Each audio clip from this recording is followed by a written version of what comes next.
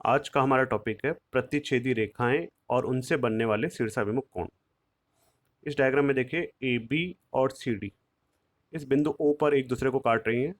यदि दो रेखाएं किसी एक बिंदु पर काटे तो वे प्रतिच्छेदी रेखाएं कहलाती हैं। और इनसे देखिए चार एंगल बन रहे हैं। इन चार एंगल में देखिए एंगल ए ओ सी और एंगल बी ओ डी, ये एक दूसरे के अपोजिट साइड में बने हुए हैं। इन्हें कहते हैं शीर्षाभिमुख कोण। इसी तरह ये दोनों जिन पे मैंने डबल लाइन का निशान लगाया है, ये दोनों ये भी शीर्षाभिमुख कोण है, A O D and B O C और ए ओ डी, ये दो जोड़े हैं शीर्षाभिमुख कोणों के। पहला जोड़ा ये और ये वाला कोण, दूसरा जोड़ा ये वाला और ये वाला कोण।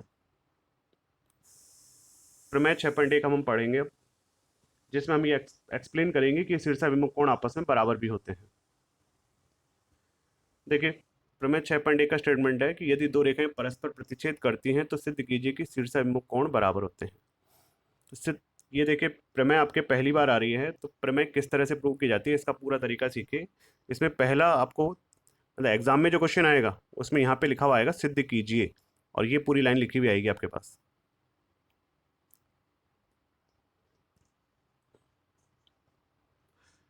तो स्टार्टिंग पहली लाइन जो है वो होगी आपकी दिया गया है, यहाँ से आपका आंसर स्टार्ट हो रहा है। ये डायग्राम भी आप ही को बनाना होगा। सेकंड पॉइंट होगा सिद्ध करना है। एक थर्ड पॉइंट होता है इसमें रचना। अगर हमें कोई एक्स्ट्रा लाइन बनानी पड़ रही है इस क्वेश्चन को प्रूव करने के लिए तो वो रचना में लिखी जाएगी। और फोर्थ पॉइंट होता है उत्पत्ति। तो रचना कभी होती है कभी नहीं होती, इसलिए कई बार वो पॉइंट हट जाता है।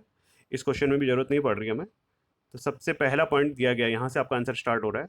तो दिया गया है, तो यहाँ की लैंग्वेज से ही आप समझे क्या दिया गया आपको। दो रेखाएं परस्पर प्रतिच्छेद करती है, ये तो दिया हुआ है। प्रूव करना है कि शीर्षाभिमुख कोण बराबर होते हैं। तो दिया गया है दो रेखाएं, उन्हें नाम आपको देना है। दो रेखाएं ए बी व सी डी बिंदु ओ पर प्रतिच्छेद करती हैं। तो पहली लाइन ए बी, दूसरी लाइन सी डी बिंदु ओ पर प्रतिच्छेद करती हैं। एंगल 1, एंगल 3, एंगल 2, एंगल 4 शीर्षाभिमुख कोणों के जोड़े हैं। देखिए 1 और 3 इस तरह से, और 2 और 4 ये ऊपर नीचे वाले, ये शीर्षाभिमुख कोणों के दो जोड़े हैं। और हम ये प्रूव करके बताएंगे कि शीर्षाभिमुख कोणों की जोड़े हैं ये आपस में बराबर होते हैं, यानी एंगल 1 एंगल 3 के बराबर होता है और एंगल 2 एंगल 4 के बराबर होता है। ये हमें प्रूव करना है। तो देखिए छोटी क्लासेज में आपने रेखिक कोण युग्म के बारे में पढ़ लिया है। रेखिक कोण युग्म क्या होते हैं, जैसे 1 एंड 2 ये रेखिक कोण युग्म है।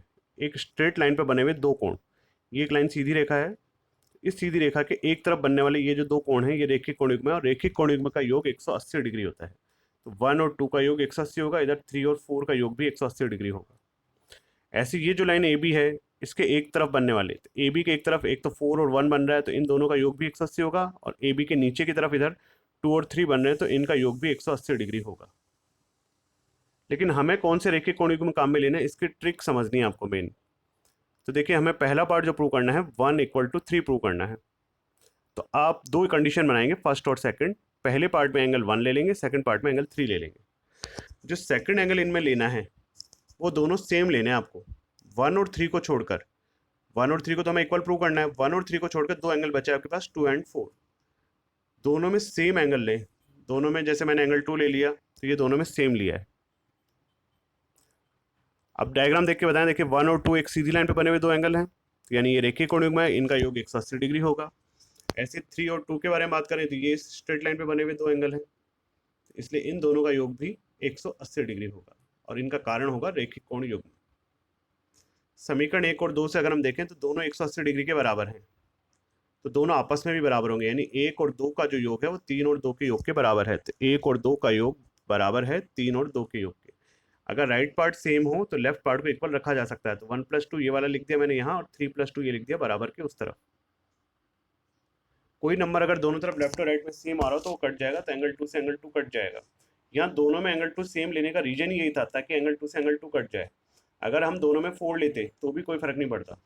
जैसे 1 और 4 तो इनका योग भी 180 होता, 3 और 4 तो ये इस स्ट्रेट लाइन पे बनने वाले दो रेखीय कोण युग्म हो जाते, तब भी योग 180 होता। तो ये सिचुएशन आती, दोनों में 4 होता तो यहाँ पे 4 और 4 होता, और 4 से 4 कट जाता, तब भी एंगल 1 इक्वल टू एंगल 3 आ जाता। तो आप कोई भी तरीका लगा सकते हैं। सेकंड पार्ट प्रूव करना है हमको 2 = 4। जो तरीका आपने फर्स्ट पार्ट को प्रूव करने में लगाया, सेकंड पार्ट भी ठीक उसी तरह से प्रूव करें। 2 और 4 दो अलग अलग कंडीशन में ले लें, एक कंडीशन में 2 ले लें, एक में 4 ले लें, और सेकंड एंगल दोनों में सेम लें। 2 और 4 को छोड़कर, 2 और 4 को छोड़कर हमारे पास 1 बचा है और 3 बचा है। आप दोनों में 1 भी ले सकते हैं, दोनों में 3 भी ले सकते हैं। तो मैंने दोनों में यहाँ 1 लिया है। तो दोनों में 1 लेने में देखिए 2 और 1 इनका टोटल 180 होगा, क्योंकि स्ट्रेट लाइन पे बने हुए दो एंगल हैं, रेखीय कोणिक में कहलाएंगे। ऐसे 4 और 1 भी एक स्ट्रेट लाइन पे बने हुए दो एंगल हैं, तो इनका योग भी 180 डिग्री ही होगा। तो ये भी रेखीय कोणिक में है। दोनों में 1 लेने का रीजन अभी समझ में आ गया होगा, दोनों में सेम लेंगे तभी वो यहाँ कट पाएंगे। वही दोनों 180 डिग्री के बराबर हैं, तो दोनों के लेफ्ट पार्ट भी आपस में इक्वल होंगे। तो ये लेफ्ट पार्ट 2+1 पहले लिख दिया, और सेकंड इक्वेशन का लेफ्ट पार्ट 4+1 उधर लिख दिया। दोनों तरफ से एंगल 1 कट जाएगा, 2 = 4 बच जाएगा। तो इस तरह से ये प्रमेय आज कंप्लीट हो गई। आज इस प्रमेय का दोहरान करें।